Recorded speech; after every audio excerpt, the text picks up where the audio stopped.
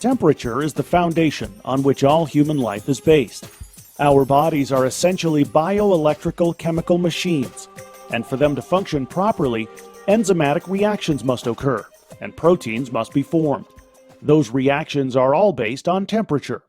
In short, temperature is what determines the state of health of the human body. Why then has the science of monitoring the body's temperature remained essentially stagnant for more than 300 years? Even when we know traditional methods of measuring temperature aren't as accurate as they could be.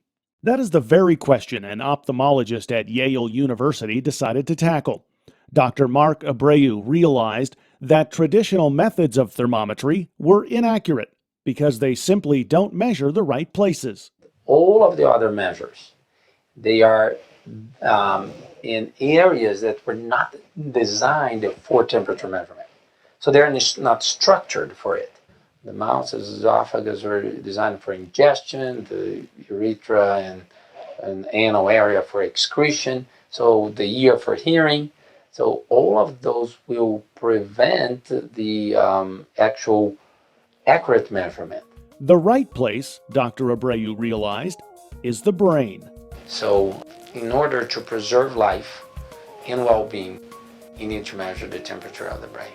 Even a 10% change, it will lead to your demise. You can use either 98 or 37. If you're at 98, 10% will put you almost at 108. Not compatible with life. 88, not compatible with life. Which means that we are all vulnerable, no matter if I am the best fit athlete in the world. Temperature can take my life from me. You can die from it. And there's only one way that you can prevent the demise from a rise in temperature, which is by monitoring it. Figuring out a way to continuously monitor the brain's temperature was Dr. Abreu's real journey. A challenge, to be sure, since initially, Dr. Abreu didn't know exactly what he was searching for. I knew the brain was the answer because the thermoregulatory center, what controls temperatures in the brain. So I went inside the brain and I looked for this thermodynamic configuration. Was there a thermodynamic configuration inside the brain? Because then I would know the exit, if there would be one. And that became clear to me that there was a path there because I discovered the first tissue in the human body which does not have fat, which means it was thermally transmissive. It will transmit energy from inside the brain to the outside. And I removed a piece of skin from this area. I knew there was a tunnel, and I said, my problem is that the body is covered by fat. So if this has no insulation characteristics, I got the answer. The answer is the brain temperature tunnel, or BTT, a thermal path from the inside corner of the eye socket directly to the brain. By developing a device that continuously measures the brain's temperature through this tunnel, Dr. Abreu hopes to drastically reduce or eliminate the threat of infection or complications during surgery. The BTT allows that continuity, allows something non-invasive.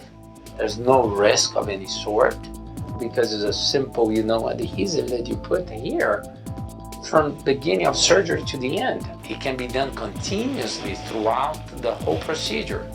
And you have your little thing there.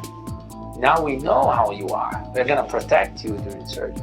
So now the BTT allows the most valuable information throughout surgery, non-invasively. And you are going to be able to prevent all of those complications as a result. The athletic applications of continuously monitoring the temperature of the brain are staggering. In August of 2001, 27-year-old professional football player Corey Stringer died on a Minnesota Vikings practice field from complications brought on by heat stroke. His death led to an increased awareness of the danger high temperatures can pose. It was also a catalyst to a number of major safety changes throughout the NFL. However, according to the National Center for Catastrophic Sports Injuries at the University of North Carolina at Chapel Hill, the number of heat-related deaths among athletes has still more than doubled since 1975. Dr. Abreu feels that these tragedies can be avoided by using the BTT system. A lot of athletes have heat injury and have heat stroke and died from it. From high school kids, playing football to marathon runners. So they are fit, but they cannot protect themselves. The only way would be by a warning system. Dr. Abreu's team has integrated a BTT monitoring system into sunglasses. It warns athletes before they are adversely affected by the heat. And it's very simple because, in this case, you have a sensor here that has an arm. It's an adjustable arm, so you can fit any anatomy, any body configuration.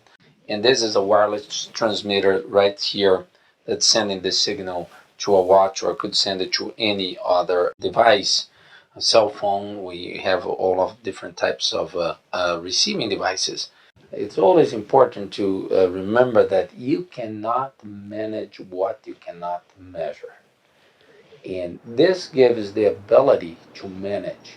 You can manage the athlete to increase, their performance and their safety, because you're able to measure and to measure continuously.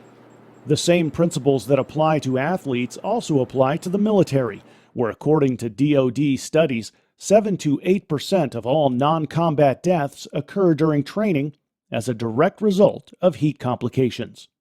According to Dr. Abreu, monitoring an athlete or soldier's temperature can not only save their life, but it can actually optimize their performance. By using BTT, an athlete or a soldier first to be able to achieve performance that was never possible before, because they will be working at their optimal thermal zone and optimal hydration status. That will allow those to achieve a level of performance that was not possible before.